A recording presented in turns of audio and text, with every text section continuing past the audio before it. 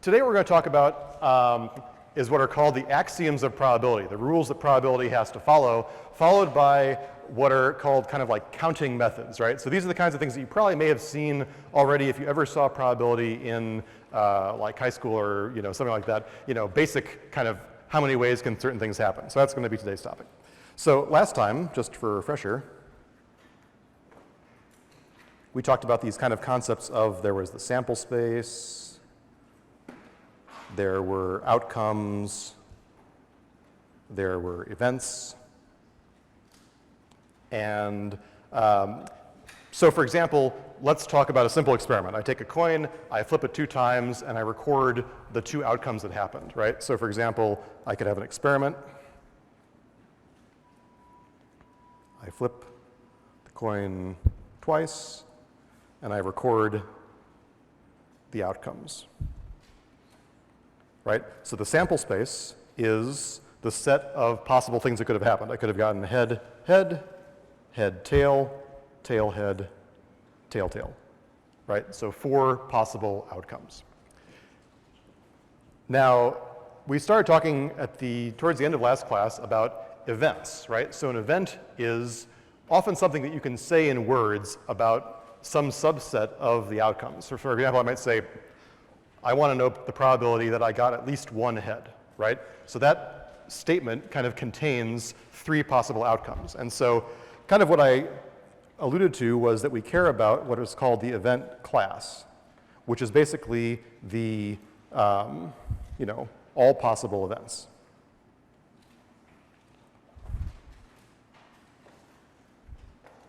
So one possibility is that, I have, so basically I'm going to put these inside curly braces to denote that this is a set, right? So basically I'm looking at all the possible subsets of this sample space, right? So one subset is the empty set, right? Nothing happened, no outcomes. Then, so for example, an example of this might be, I flip a coin and it lands on its side. What's the probability of that? Well, that's not one of my outcomes, so there's no outcomes in the sample space, right? Can't happen.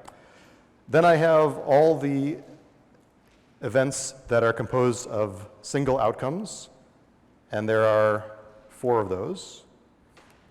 Then I have all the events that are composed of pairs of possible outcomes, and so if I were to enumerate all those, it turns out that there are 6 of those, right?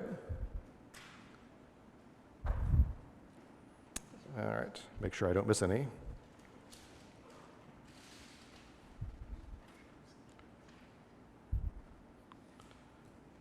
So for example, this event here might be something like, I could ask, what's the probability that both flips were the same, right? That event encompasses those 2 outcomes. Then there are a bunch of outcomes where I collect all 3 of the events, or some subset of 3 of the events. Turns out there are 4 of those. And you can kind of think about this as which one of these events did I leave out? And now I have to think about which one I have left. I guess I have to have H, T, T, T, right? And then I finally have the event where I have all 4 outcomes at once. And if I count up the number of possible events, I have 1 plus 4 plus 6 plus 4 plus 1 turns out to be 16, which not coincidentally is 2 to the 4th power, right? We talked last time about how that was called the power set of this set, right? Question? Sorry, my mistake. What I see on my screen is not always exactly what you see, so let's see. Better, sorry about that. Yes, and if that happens, please remember to remind me. Okay, so now the next part of probability is we need to find a way to assign a probability to each of these possible events. And we need to do so in such a way that is kind of consistent and makes sense, okay? So we need to define some rules, some axioms from the very beginning to make sure that we don't define some sort of stupid, inconsistent version of probability, right? And so, for example, well, not for example, there are actually 3 axioms is all we need to build this beautiful mechanism of probability, right? So there are 3 axioms of probability.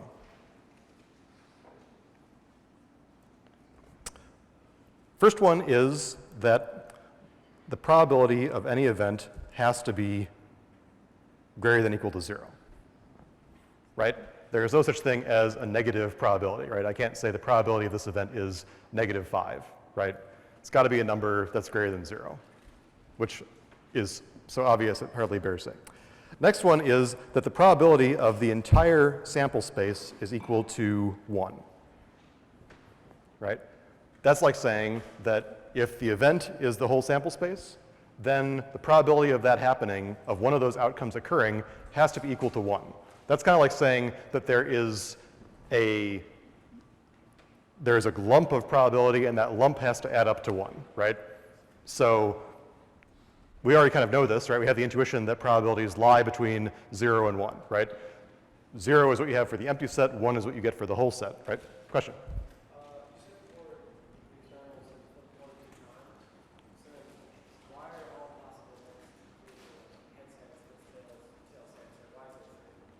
So again, let's go back. So the experiment was flip a coin 2 times, right? And now I want to talk about, so there are only 4 outcomes, right? The only outcomes I can get are these 4 things in the sample space, right? This is the kind of tricky point, is that this by itself is the set of outcomes, right? One of these things has to happen, right? But now I want to talk about, the probability that a certain subset of things happens, right? So for example, if I say, okay, what's the probability that I did not get tail-tail, okay? That is an event. I have to be able to assign probability to it. And there are 3 outcomes in that event, right? So for example, this here is the event that corresponds to the outcome was not tail-tail, right? And now I have to find a way to assign a probability that this thing happened.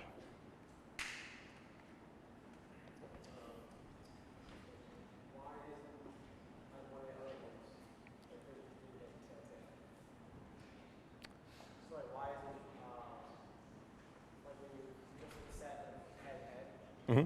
Why is that not? It is.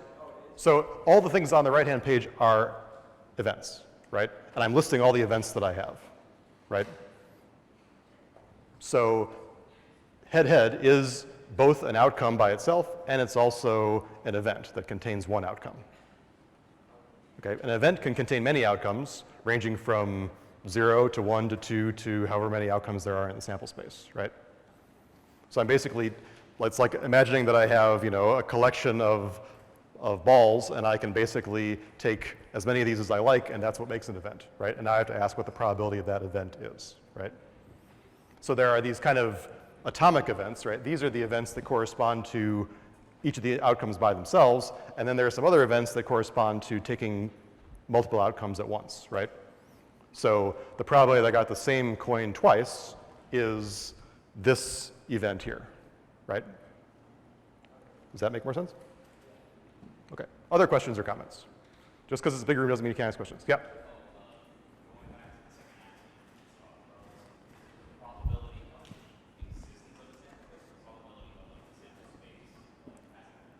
This is the probability of the sample space taken as an event. That's like saying that the probability of this event happening has to be equal to 1, right? One of those things has to happen. There's no leftover probability, right? And this is more about, in a way, from an axiom standpoint, this is more about putting an upper limit on what we will tolerate probabilities to be, right? You can't have the probability of something equals 2, right? We want to have probabilities that are nicely bounded between 0 and 1, where 0 is can't happen, 1 is has to happen, right? Other questions?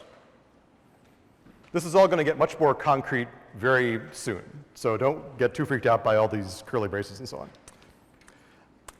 The last thing I want to say about the axioms is that if the probability if the intersection between 2 events is empty, meaning those events don't have anything in common, then the probability of A union B is equal to the probability of A plus the probability of B, right?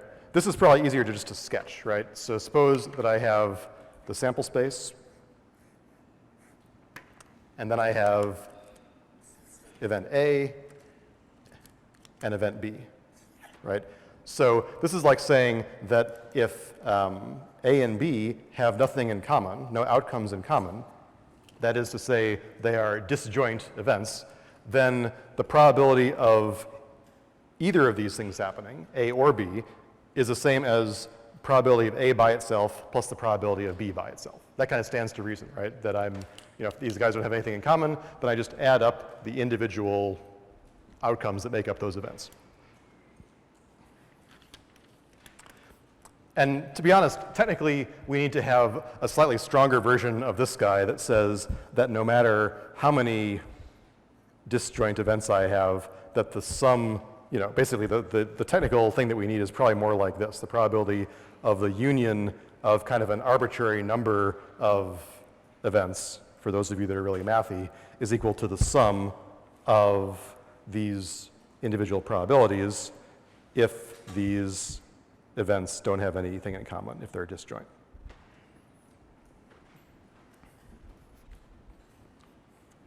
But usually we don't have to worry about that too much here. So from these kind of simple rules, we can derive kind of all these kind of natural things about probability. So for example, I could say that clearly if the sample space by itself has probability 1, then any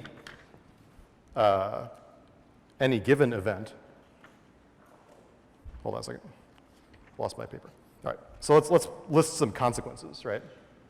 So one thing is to say that the probability of A complement, right? This is basically the event that contains everything that's not already in A, is 1 minus the probability of A. And a good way to think about this is, again, a little bit more graphically. Here is A, and here is A complement. By definition, A and A complement don't have anything in common. A and A complement together have to make up the whole space. So the probability of A plus the probability of A complement has to equal the probability of the union of these things, which is the probability of the whole sample space, which equals 1, right? Which is just a fancy way of saying that, the probability of something not happening is 1 minus the probability that it happened, right? Which should stand to reason. Okay. Another thing that kind of is obvious is the probability of any event is, less than or equal to 1, right? I can't have any, probabilities that are not in that 0 to 1 range, goes without saying. The probability that the empty set happens has to equal to 0 because the empty set is like the complement of the sample space, right? Sample space contains everything, the empty set contains nothing. Since the probability of the sample space is 1, the probability of the empty set has to equal to 0.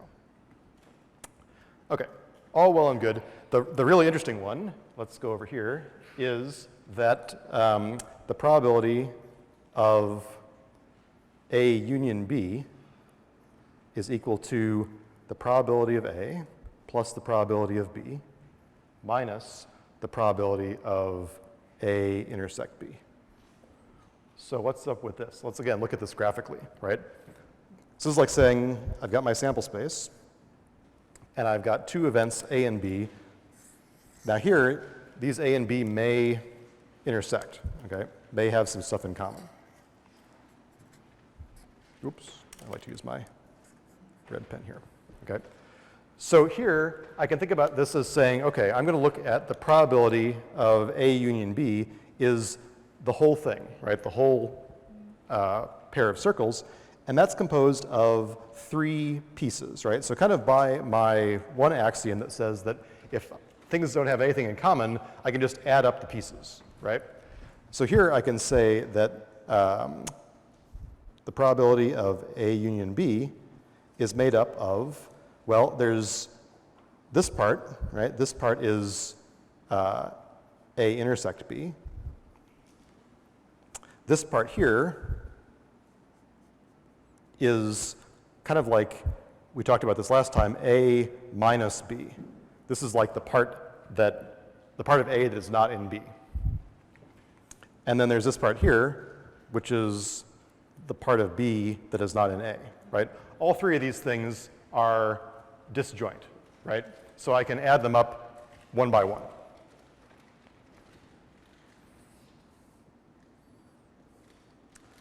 feel like today I guess it's okay.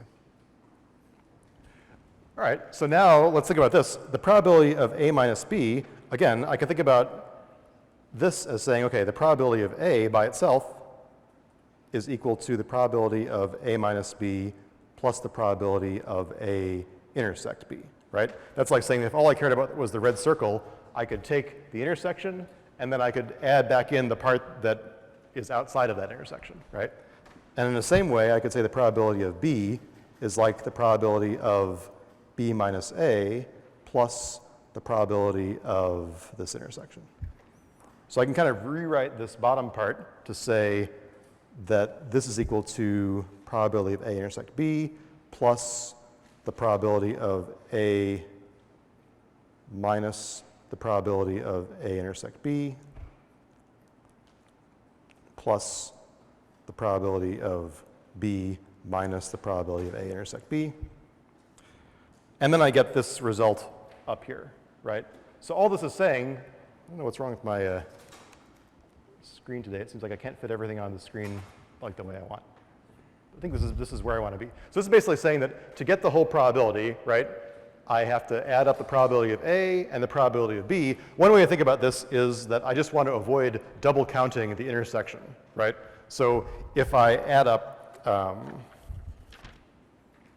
if I take A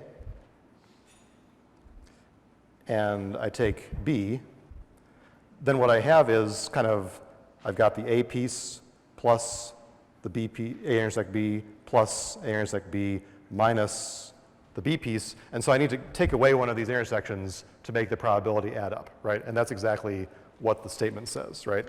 I take A by itself, B by itself, and I subtract off the extra overlap because I don't want to count it twice. Okay. And the final thing I want to talk about in this kind of abstract way is that, number 5, if B is a subset of A, then the probability of B is less than or equal to the probability of A. Again, that's like saying that if I have A and inside of it is B,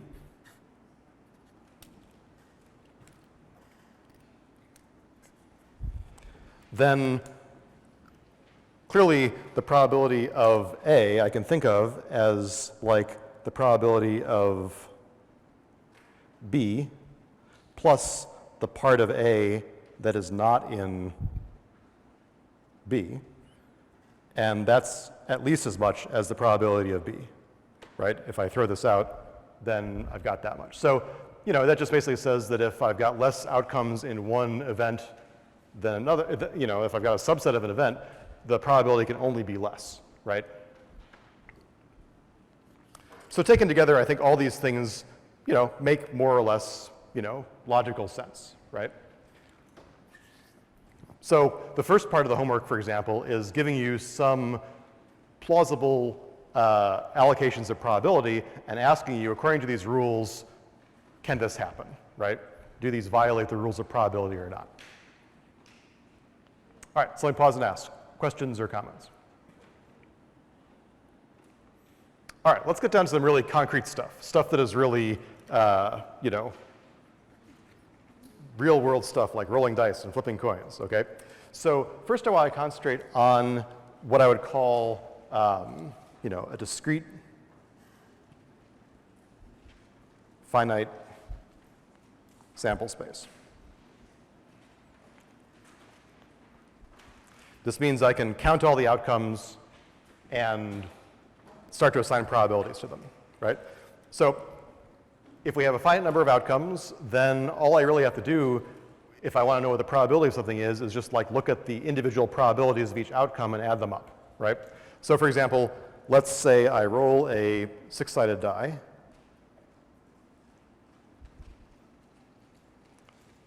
And I guess sometimes I'll say D6 for you D&D players. And I look at the number.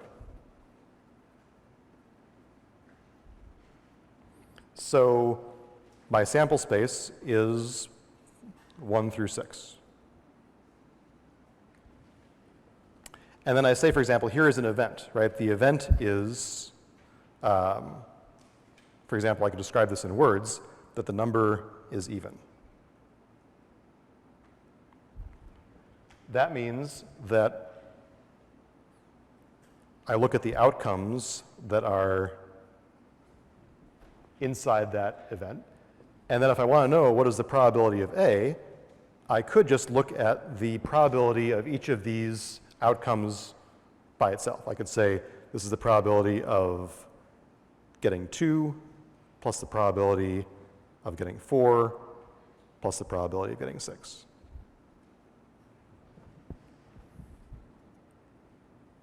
These kind of one outcome events are sometimes called elementary events.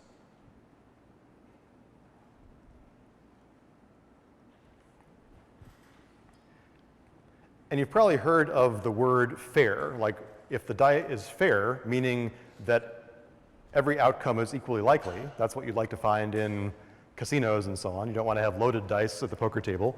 So if the die is fair,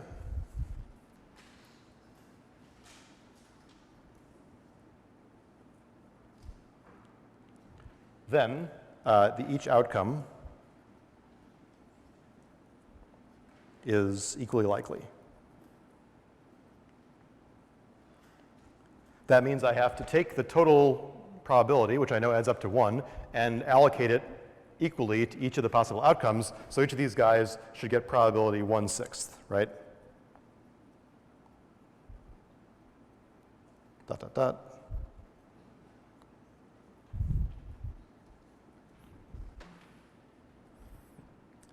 And then, you know, when everything is good, when life is good, and all the outcomes are equally likely, then probabilities are easy to compute, right? Because I could say, okay, the probability of any event is equal to the number of outcomes in A over the number of total outcomes in S. So it's just kind of like a counting problem. So in this case, you know, the probability that the die roll is even is just going to be, you know, there are 3 outcomes in that event divided by 6 total outcomes is a half, okay? And let me just emphasize, this is only if all the outcomes are equally probable.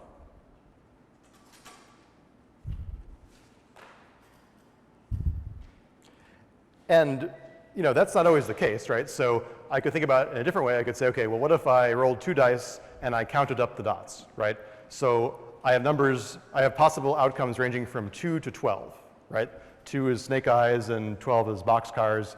Now, each of those possible outcomes is not equally likely, right? Because there's only one way to roll a 12 and there's 6 ways to roll a 7, right? So it would be a mistake to say, okay, I've got 11 outcomes and I want to assign each of these probabilities to be 1/11th. That doesn't work, right?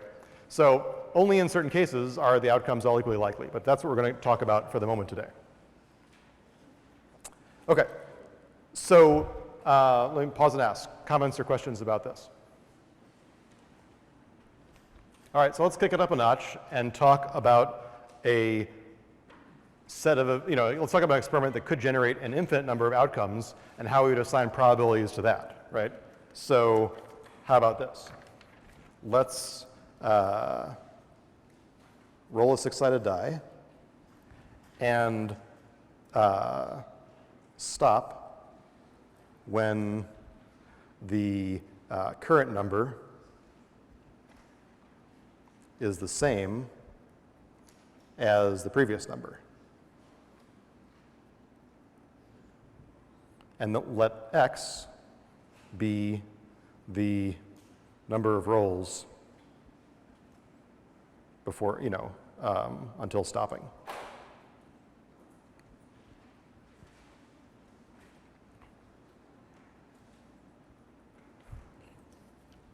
Right, so I've got my die, I keep on rolling it, And I do that until I get a double, basically, right? Now, it could take me 1,000 tries, right? So there's no real upper bound on how long it could take until this happens. But I can compute the probabilities of these things happening, right? So for example, the probability that x equals 1 is 0, right? Because I have to roll the die at least twice, right? The probability that x equals 2, well, let's think about, there are 36 possible outcomes, right? Die roll 1, die roll 2, right? So my denominator is 36, and there are 6 of those outcomes that are doubles, right? Double 1s, double 2s, all the way through double 6s, right? So there are 6 desirable outcomes and 36 bad outcomes. So the probability that I get a double after just 2 rolls is 1/6, okay? Now what about the probability that x equals 3? A little trickier, right? So I need to have the third roll equal to the second roll, but I also cannot have gotten doubles already, right? So I have to say, okay, I need to get roll 2 is not equal to roll 1, but roll 3 is equal to roll 2, okay? So let's think about that. This is like saying, okay, there are 30 kind of non-double outcomes on roll 2 over 36 total outcomes, right? So this is like saying that the probability of failing on roll 2 is 1 minus this, 5/6, right? And then there is the probability of the 6 total outcomes on roll 3 that one of them matches whatever I got on roll 2.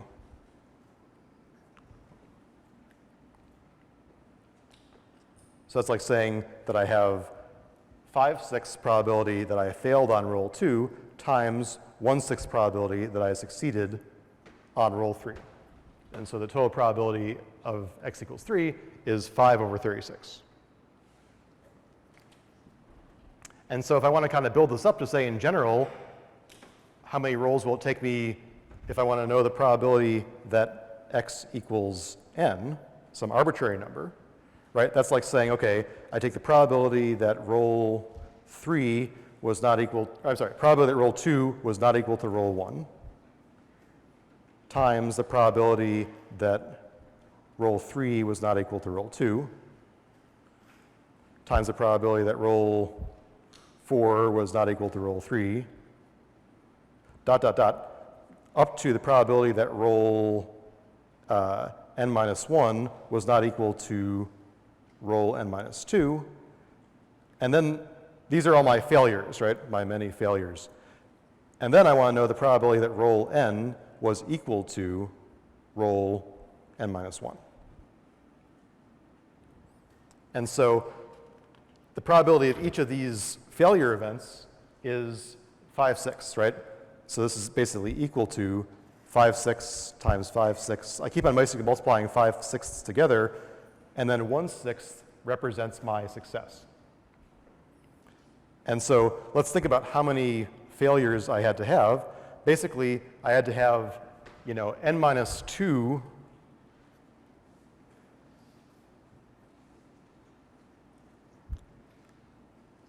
followed by 1 success.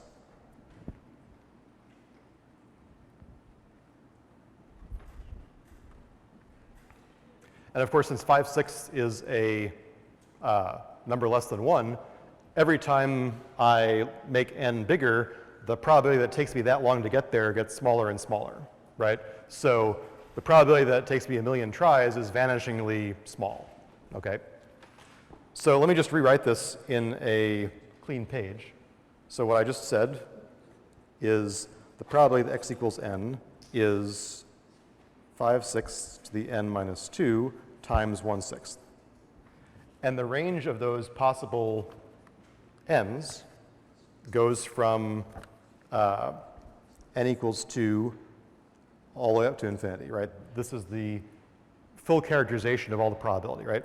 Now, as a sanity check, I should make sure that all these probabilities add up to 1, right? So it's not really obvious necessarily that, if I have 5/6 plus 5/36 plus 5 over 216 squared, right? Basically, I keep on kind of having, to figure out, okay, what is my, what is the odds that this adds up to 1, right? So let's do the computation. If I add up all of these events, right, this is like saying I could have n equals 2 all the way up to infinity of the probability. I better hope that this adds up to 1, right? Now, this is kind of like something that you perhaps vaguely remember from calculus, right? This infinite sum. This is why calculus is a prerequisite for this course. So how would I solve this? Well, I could take the 1/6 out, and I could, then I have just this. And now I can kind of relabel my n to start from 0. Can you move it up, please? Yes, sorry. I don't know what's wrong with my screen today. What is the deal with this? I don't really want to mess with this midstream, but it wasn't this bad last time. Oh, you know what? I am an engineer, right? Oh, boy, simple answer, wasn't it? Sorry about that. It only took me 35 minutes to figure that out. Okay, so now what I want to do is figure out, okay, what is this infinite sum? Well, here's a key property that you'll be using yourself in the homework and beyond, which is that whenever I have the sum of a geometric series, right, and that's what this is,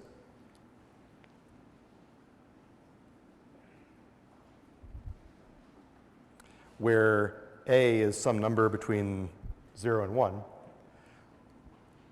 the answer is 1 over 1 minus a.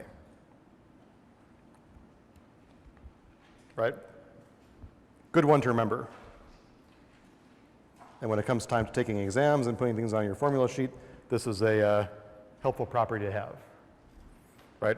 But think about it, this is like basically saying that if I have 1 plus a squared plus a cubed, dot, dot, dot, and all these numbers are getting smaller and smaller, it kind of makes sense if I kind of, multiply through by 1 minus a on this side, what I get is 1 plus a squared plus a cubed, dot, dot, dot, and the minus part is minus a squared minus a cubed, dot, dot, dot. So all this stuff cancels out and I get 1, right? But this is the key thing to remember. You're going to need that going forward. And so if I apply it to this formula over here, this is like saying that my answer is going to be 1/6 times 1 over 1 minus 5/6. And 1 minus 5/6 is itself 1/6. So I get 1/6 times 6 equals 1. So I kind of convinced myself that, yes, in fact, if I add up all these probabilities, I get the whole sample space, which is 1.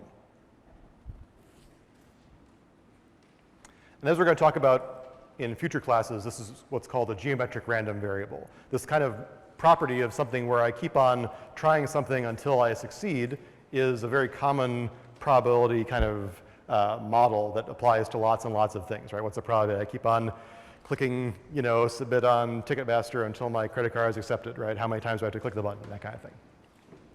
All right, so let me pause and ask questions or comments about this idea. Yes?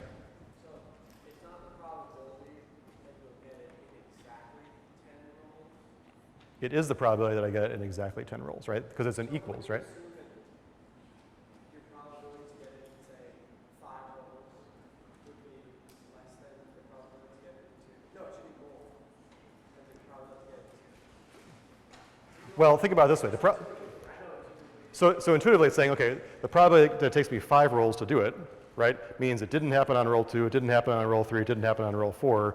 Each of those things is, increasingly less likely, right?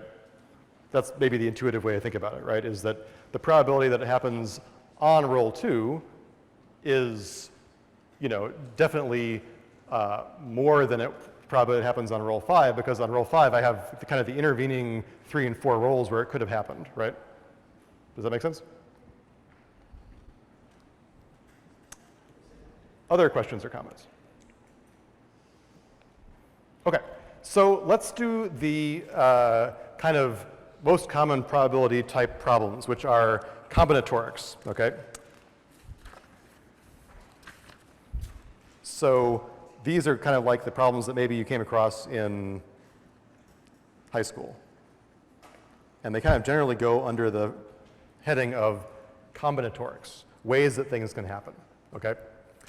So let me just run through the key things that you need to know here, right? So the first one is basically putting items into slots, right? So for example, you know, let's suppose that I have a license plate where I have 3 slots that have to be letters and 4 slots that have to be numbers. Right? How many possible license plates are there? Okay. Well, basically there are 26 choices for the first letter, 26 choices for the second letter, 26 choices for the third letter. Then I have 10 choices for the number, 10 choices for the number, 10 choices for the number, 10 choices for the number, right? So basically, if I want to say this in a more general way, this is like saying, you know, if we have n sub k choices for the kth slot, then there are n1 times n2 times however many total slots I have, distinct ordered outcomes. Or we call these maybe k tuples. Right? And then, assuming that each of those things is equally likely, I could ask something like, okay, what is the probability that the plate has the form, you know, A something something 7 something something something, right? Well, so now again, since I'm assuming that every one of these outcomes is equally likely, it's just the ratio of favorable outcomes to the total number of outcomes, right? So in this case, I've already filled 2 of these slots, and so if I think about the total number of plates of this form, there's 26 squared ways I can fill these 2 slots, and 10 cubed ways I can fill those 4 slots, and there are a total of 26 cubed times 10 to the 4th plates, and so what I come out with is the probability of that happening is 1 over 260.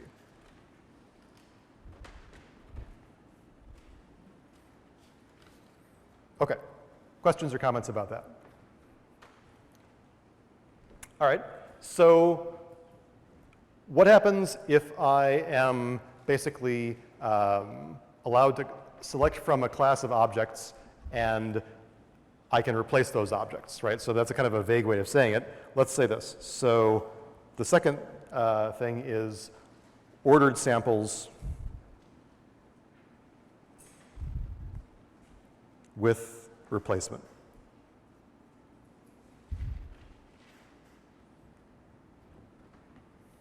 So it's like saying choose k objects out of a set of n with replacement. So I've got a bag of marbles.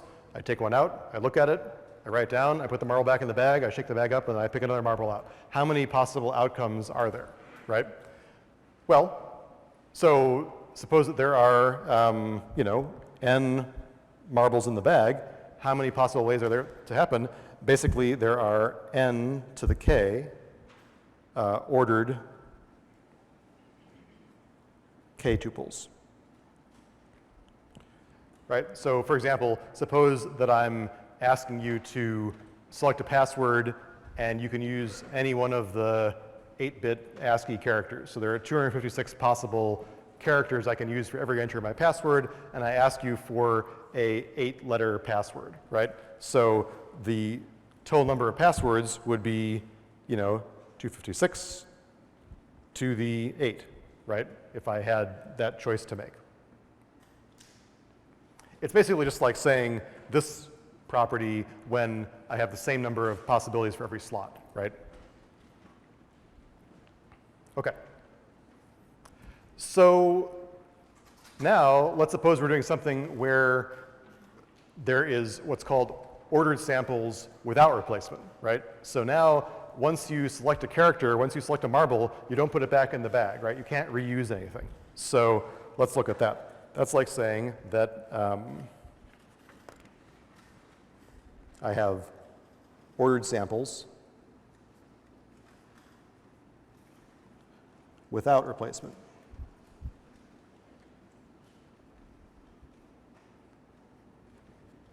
So basically, again, I'm choosing k objects from a set of n.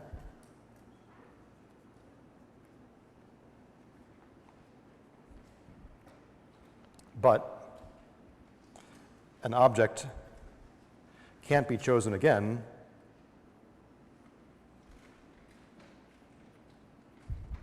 after it's picked. Right? So you got your chocolate box and you're deciding to eat these chocolates. You know, once you eat the chocolate, it's gone. Forget about it. So, you know, you can't put that marble back in the bag. So for example, if I was asked to choose a password and it was an 8-character password, but I couldn't reuse characters, then how many possibilities would there be, right? So it seems to stand to reason that there are, for example, n choices for my first pick. I can pick anything, right? Then there's n minus 1 choices for the second pick, n minus 2 choices for the third pick, all the way down to n minus k plus 1. Right? So for example, suppose I had, again, the password situation, but I couldn't reuse a character, right? So my number of possibilities would be 256, 255, 254, all the way down to ... 249, right? Which is 256 minus 8 plus 1, right? And a different way of saying this is using this factorial notation. This is also known as n factorial over n minus k factorial, right? Let's just refresh. What is that? Remember that n factorial is basically like multiplying n minus 1, n minus 2, all the way down to the end, right? So for example, 4 factorial is 4 times 3 times 2 times 1, which is 24, right? And so I can see what I have here. It's like saying this result is what I would have gotten if I took n factorial over n minus k factorial, right? I can kind of write that out. So I have n times n minus 1, ... n minus k plus 1, n minus k, all the way down to 1, right? That's what the top part is. And the bottom part is n minus k factorial, which means I start at n minus k and I go all the way down to 1. So this cancels with that, and I get exactly the thing that I wanted.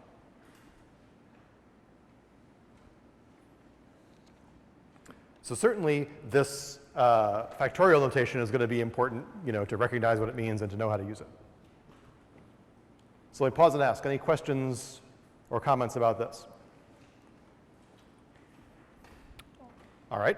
So now let's talk about what are called permutations of objects, okay? So let's go to kind of permutations. Permutations are situations where I don't care about the order of things, okay? So let's talk about permutations of objects.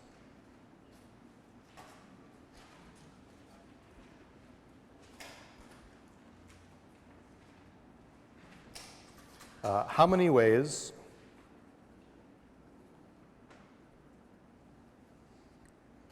are there to, well, actually, before I go into the things where things don't matter, where order doesn't matter, how many ways are there to arrange n distinct objects?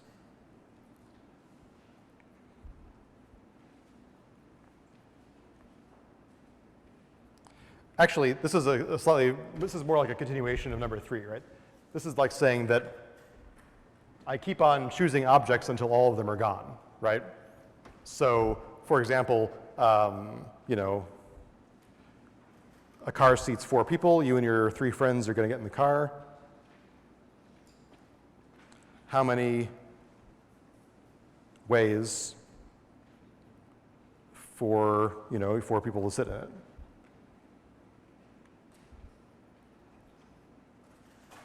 Well, that's like saying I'm going to choose, you know, these 4 people. I've got my car from above. You know, I choose, let's think about this, we're in the US, so the driver is going to be over here. So there are 4 choices for who's the driver. Then there's 3 choices left for who is shotgun, 2 choices left for who sits over here, and 1 choice left for the person who sits there. So basically, there's n factorial ways of having a distinct ordering of n objects. Okay. The interesting part is, what happens if I don't care about the orders of objects, right? That's where things get a little more interesting. So let's talk about, instead of talking about ordered samples, let's talk about don't care about ordering. So let's talk about sampling without ordering or replacement.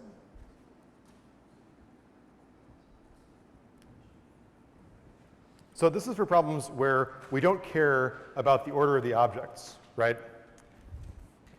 So oftentimes you hear this said in the form of something like, how many ways are there to choose 2 out of 5 objects, right? So you got tickets to the movie, you've only got 3 tickets, you know, how many ways are there to choose 3 out of your 10 friends to take to the movie, right? You don't care what order those friends are in, just what subset of 3 there is, okay? So this is like saying, how many ways are there to choose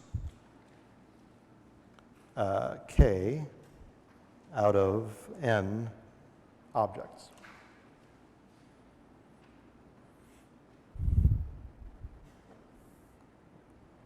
And sometimes, you know, you'll hear this, you know, said, n choose k. Or sometimes you'll see a notation, a c, which stands for choose n sub k. Or, very common is n k like this, in parentheses.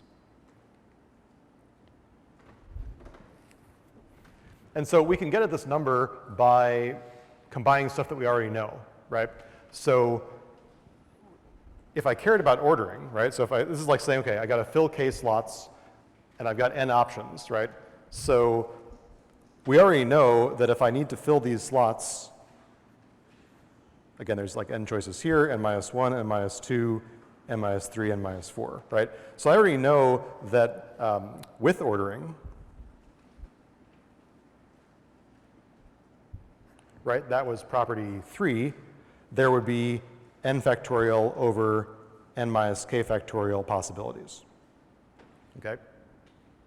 But many of those possibilities are going to be the same, right? So if I have, you know, Fred, Joe, and John, that's the same as John, Joe, and Fred, right? So I have to account for the fact that there are kind of double counting inside these outcomes. I don't consider those to be distinct, right? So the next thing I have to do is to say, okay, well, every subset of size k, how many ways are there to jumble that around? We also know that answer already. So we actually answered that just in number 4. So each set of k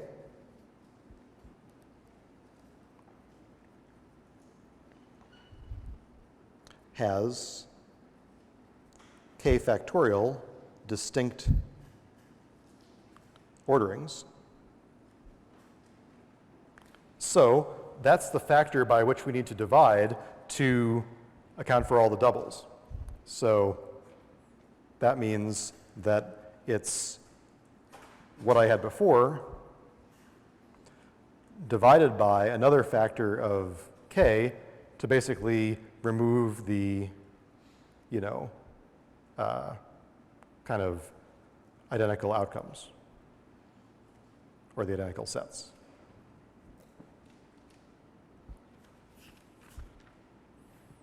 right? So to come back to the question about taking your 3 friends to the movie, that's like saying, you know,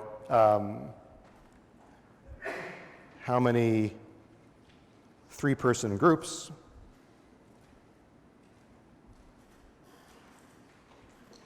from a pool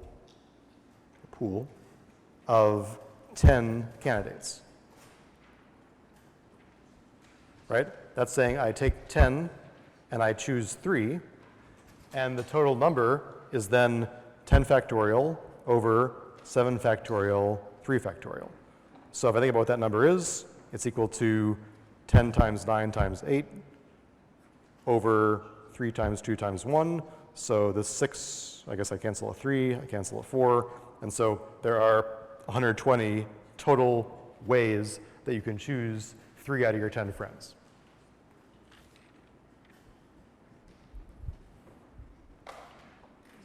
So just as a little, so let me pause and ask. Questions about this idea? You're going to do some examples of this on the homework for sure. I'm going to do a couple more examples here. But this is kind of an important idea of, you know, collections of objects where you don't care about the order. Okay? Yes?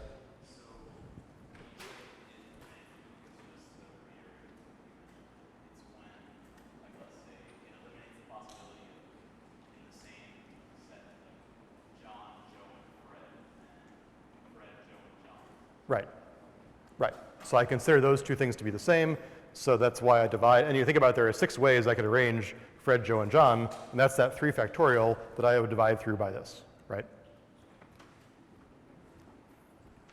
Other questions or comments? So let's do a quick example. This is actually an old exam problem. So suppose that I have got a monkey, and the monkey is picking tiles out of a basket, and there are 10 tiles. There are 5 A's, there's 3 B's, and there's 2 N's, right? So what's the probability that the monkey picks the tiles out in the order banana, okay? So the probability of banana in this order. Right? Well, so first the monkey has to pick a B, right? So I have 3/10. So let's kind of spell out. This is kind of like sampling with ordering and without replacement, right? So the probability I get a B on the first draw is 3/10. Probability I get an A, so there's 5 A's left in the bag of 9. Then there's 2 N's left in the bag of 8. Then there's 4 A's left in the bag of 7. There's 1 N left in the bag of 6, and there's 3 A's left in the bag of 5, right? So I multiply all those numbers together, and I would get my answer. So cancel, cancel, cancel, cancel, cancel, cancel, cancel. So my answer would be 1 over 420, okay? Now I say, okay, well, now let's suppose that I want to know what is the probability that the tiles that the monkey picks could be banana in any order, right? So now I want to know what is the probability that tiles can be arranged to spell banana.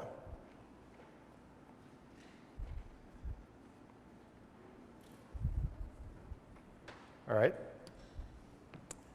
So let's kind of think about this in a slightly different way, right? So how many ways are there to choose 6 tiles out of the 10 tile bag? There's 10 choose 6 ways of doing that, right? So there's 10 choose 6 ways of choosing 6 tiles. And in that collection, I need to have exactly 1 B, exactly 3 A's, and exactly 2 N's, right? And so there's 3 choose 1 ways of getting 1 B. There's, let's see, 5 choose 3 ways of getting 3 A's. And there's 2 choose 2 ways of getting two ends, right? So if I think about it, that means that I've got 3 choose 1. So after you do these computations for a while, you start to know what these answers are. So 3 choose 1 is 3, right? Because there's 3 ways of selecting one thing. 5 choose 3, let's go back and do this. So 5 choose 3 is like saying 5 times 4 over 2, which is 10. And then 2 choose 2, there's only one way of getting 2 items from 2 items is 1. So basically what I have is 30 positive ways of getting those outcomes. And then 10 choose 6 is 10 times 9 times 8 times 7 over 4 times 3 times 2 times 1. So this cancels with this. And so there are 210 possible ways this could work. And the answer is 1 over 7, right? So it's much more likely that I can rearrange into banana than I would be by getting banana straight out, okay? Question? Oh, I'm sorry.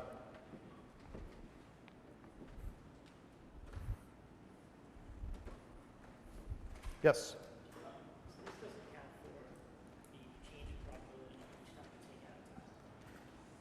So here, so I solved this problem in a slightly different way because I didn't care about the order in which things came out. I was just looking at the collection of things, right? So I was saying the 10 choose 6 on the bottom is like saying, okay, if I grab 6 tiles all at once and I slap them down on the table, how many ways are there for that to happen? And then I'm counting the number of favorable outcomes, the number of possible ways that could spell banana, right?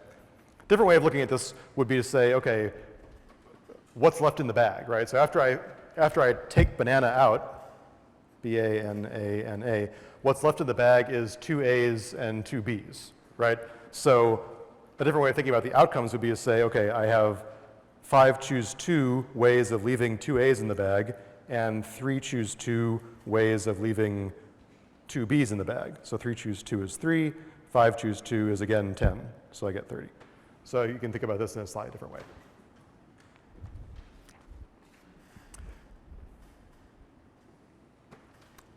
Other comments or questions? Okay, so by the way, let me just say that you notice that I whipped through these combinatoric computations pretty quickly. It's because I'm a professional, but it's not hard to compute these numbers. And actually, a very handy way of computing the combinatoric, these n choose k, is, if you've ever expanded out, I know as you like to do, right, the quadratic, thing. So if I take a plus b and I square it, and I get a plus 2ab plus, or a squared, right? And then I look at a plus b cubed, and I get a cubed plus 3a squared b plus 3ab squared plus b cubed. How do I know what these numbers are going to be? This is called Pascal's triangle. So Pascal's triangle is what you get if you start with 1, 1, 1, and then you just add up. To get the next number, you add up the 2 numbers above it. And you keep on doing that, and you put 1s on the edges of the triangle. So 1 plus 2 is 3, 2 plus 1 is 3, 1 plus 3 is 4, 3 plus 3 is 6. So basically, this is this pattern of numbers, and it turns out that this pattern of numbers gives you the combinatoric values, right? So for example, it turns out that this is, row 0, row 1, row 2, row 3, row 4, row 5. So if I want to know what 5 choose 2 is, I go to row 5 and I look at the 2 entry, right? And you can see that somewhere back there I said 5 choose 2 is 10, and 5 choose 3 is also 10. 5 choose 4 is 5, and 5 choose 5 is 1, right? So, if it's a small number, it's easy to do it. Otherwise, it's easy just to kind of compute the factorials and cancel it out.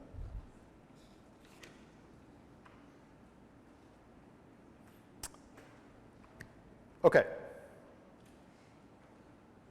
So let's do another kind of similar example like this. So, what's the probability? Actually, this is very similar to what I just said. So, I choose 5 cards from a deck of 52, like a normal deck of cards. And I want to know what is the probability that exactly 2 are hearts. There are lots and lots of card playing examples in probability, right? And so again, I look at the ratio of outcomes that I like to outcomes that I have in total, right? So there are 52 choose 5 ways of getting 5 cards that I draw out of the deck. Of those, there are 13 hearts, and there are 13 choose 2 ways of getting 2 of those hearts. And then there are 39 cards left, non-hearts, and there are 39 choose 3 ways of getting any of those guys. And so to actually compute this number would be really messy, because you find out that the factorials of numbers suddenly will cause your computer to overflow, right? So, 52 choose 5, well, 52 factorial by itself is probably pretty bad. You could probably figure some of this stuff out, but I would never ask you to actually work this out on a exam or something like that, because the numbers would get ludicrously large, right? But just the philosophy of how you can get these things, that's what's important. Okay, so let's see. Questions or comments on card playing or monkey bananas? Okay, so, question? All right, so actually, well, okay, let me talk a little bit about continuous stuff, and then we'll do the famous birthday problem. Okay, so before I move on to the end of class, let me just say, how do I assign probabilities in a continuous sample space, right? So for example, the first homework, the last 2 problems had this continuous sample space where, for example, one of the answers was I could pick any real number between 34 and infinity, right? There's an infinite number of outcomes because 35 is an outcome, 36.085 is an outcome. Any real number greater than 34 would work, right? So how do I assign probabilities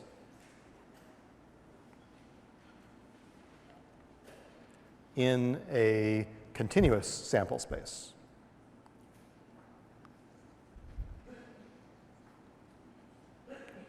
Well, life gets harder, okay? So in theory, in the cases that we talked about so far, I was able to assign a non-zero probability to every outcome, right?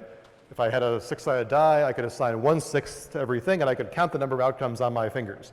Even if I was in this kind of case of rolling the die until I got a double, and I couldn't count it on my fingers, but I could kind of enumerate them one by one, even then I showed that I could add up the probabilities to be equal to 1, right?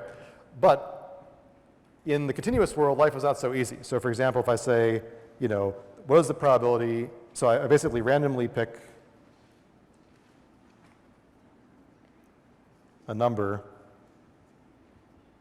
a real number, in the range 0 to 1, right? What is the probability that this number, let's call this number x, what's the probability that this number is equal to 1/2?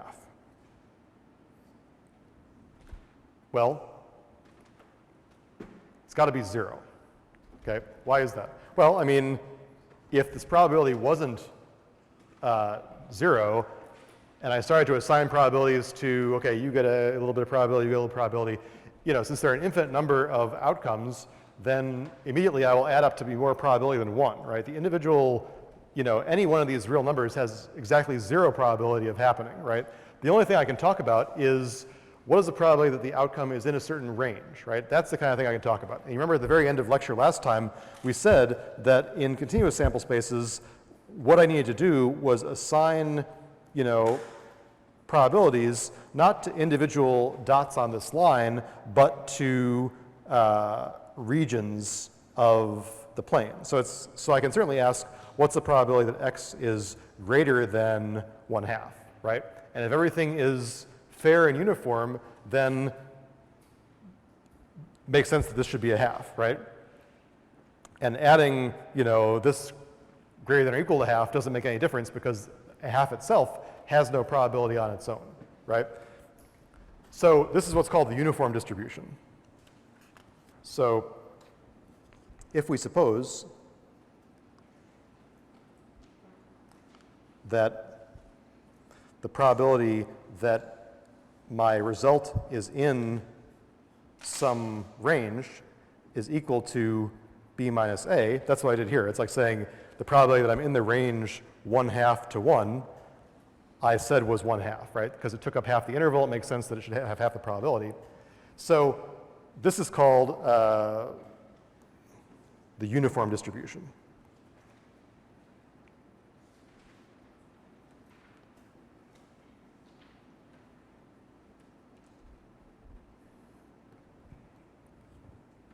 Right? That means the probability of an interval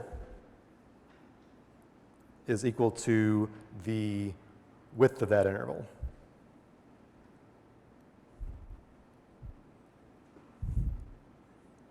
Or, you know, like the fraction it takes up of the sample space.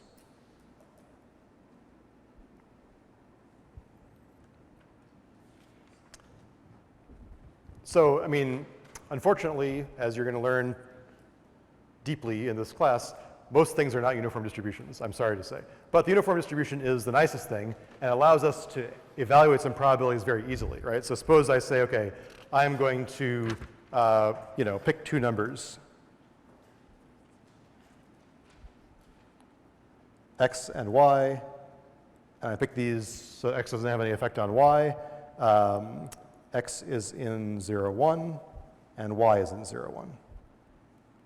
So I could say, what's the probability that x is less than 1/2 and y is less than 1/2? Well, I can kind of plot my possible values of x and y, right? So that's like saying that I'm in this part of the sample space, right? And I can kind of visually evaluate that that's equal to 1/4, right? 1/4 of the outcomes are within that region of the plane, right? Or I could say, what's the probability that x is less than or equal to y? Again, I could draw my sample space, and I can draw the places. So here's the line x equals y. So x less than y means I'm in this world over here, and I can see that visually that takes up half of the probability, right? Or, to make it a little more challenging, I could say, what's the probability that the difference between x and y is less than 1/10? Well, that's not so easy maybe, but let's draw it. So here's my x, here's my y, here's the line x equals y, and then where are the outcomes where I'm within 1/10 of each other, right? So that's kind of saying that, okay, if x is 0, I could be, you know, y could be up to 1/10. If x is 1/10, y could be between 2/10 and 0. So I kind of can imagine that the area where this is all okay is like this shaded area here.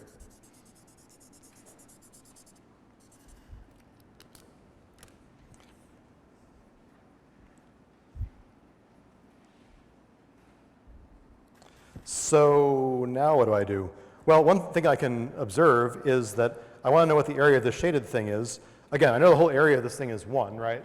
So one easy thing to do is to observe that the complement of this is what I would get if I were to take, you know, this triangle and add them up, right? So the probability of that event that I care about is going to be 1 minus the probability of A plus the probability of B. And the sum of these two triangles is a lot easier to see, right? So this triangle is basically 9/10 on a side. I have two of those things. If I stick them together, I get a square that's 9/10 on a side. So I can see that this area of the square is, 81 over 100. So the area of this blue guy is 19 over 100. So it is possible to do some quick and dirty reasoning about things just from drawing pictures and looking at the areas of shapes, okay? All right, comments or questions about this? Yes?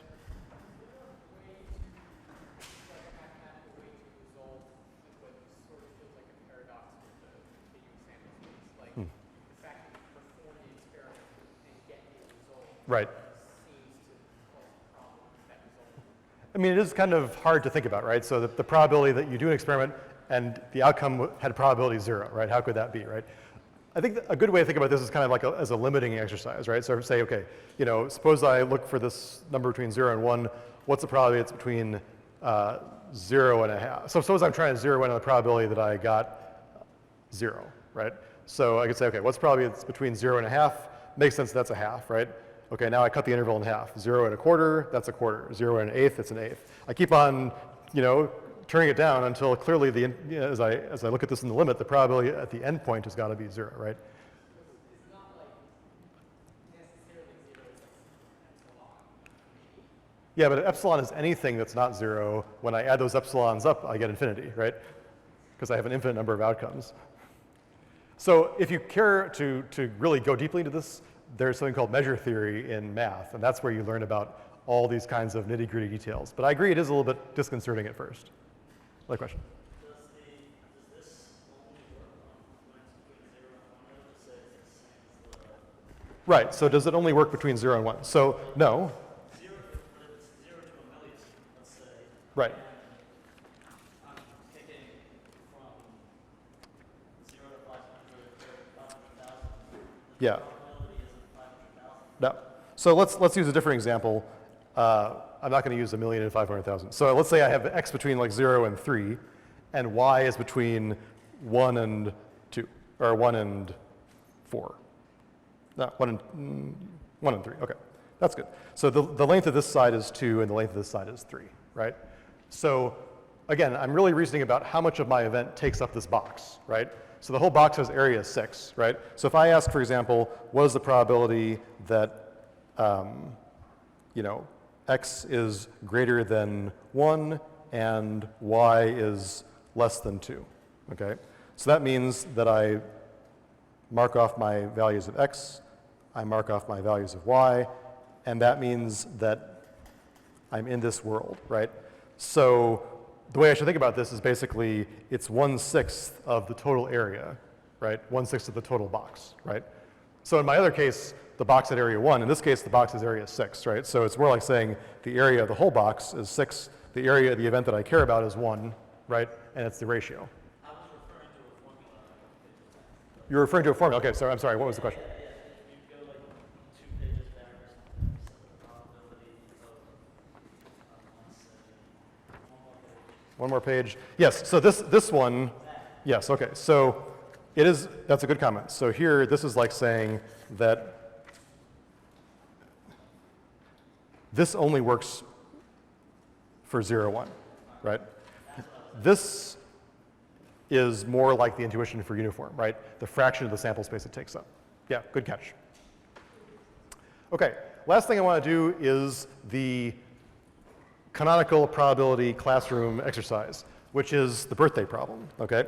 So now that we've done all this combinatoric stuff, the standard thing that I ask you now is, what is the probability that 2 people in this room have the same birthday, okay? So probability that 2 people in a room of n have the same birthday.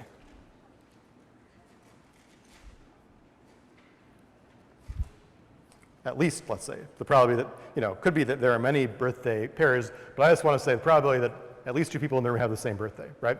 Now, to the layperson, this may seem like a very unlikely occurrence, right? But in fact, it is a near certainty that there are 2 people in this room that have the same birthday. Yes, you have the same birthday as me. No. What? Say again? Yes, I'll give you leap years. There could be 2 people who have February 29th, okay? But I don't think we're going to have to worry about leap years. So the way to think about this is, again, you're going to encounter some problems like this definitely going forward in this class.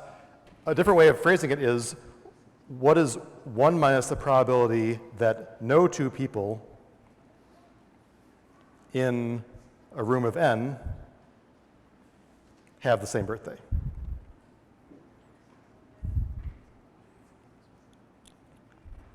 And let's do that computation, right? So in a room of n, let's give you leap years, right? So there are 366 to the n power possible birthday combinations in order as I go down the rows, right? So how many of those are going to be, how many ways are there to do that in such a way that I don't duplicate any birthdays, right? So I look at this guy's birthday, there are 366 ways that it could be his birthday, right? The next guy, for it to not be a double, there are only 365 ways of doing that left. Then there's 364 ways of doing it, right? I go all the way down to 366 minus the number of people in the class plus 1, right? And the point is that this thing in the bottom is going to get so big that it's going to dominate the stuff on the top. So for example, if n equals 70, what I have is 1 minus 0.0008, which is almost a near certainty that someone in here has the same birthday. So let's do it real quick. January. Call out the days of the January. All right, raise your hand. Who's January? All right. 26, 16, 19, 25th. All right, fail. February. 17. Second. Third. Second. See, it only took us like 10 tries to get this, right? And I'm sure if we went on, we would be able to get more pairs, but I'm not going to do it right now, right? That was pretty successful. So amaze your friends, do party tricks. And I think that's all I have to say for today. So basically, homework 2 is up on Piazza. I'll answer. What?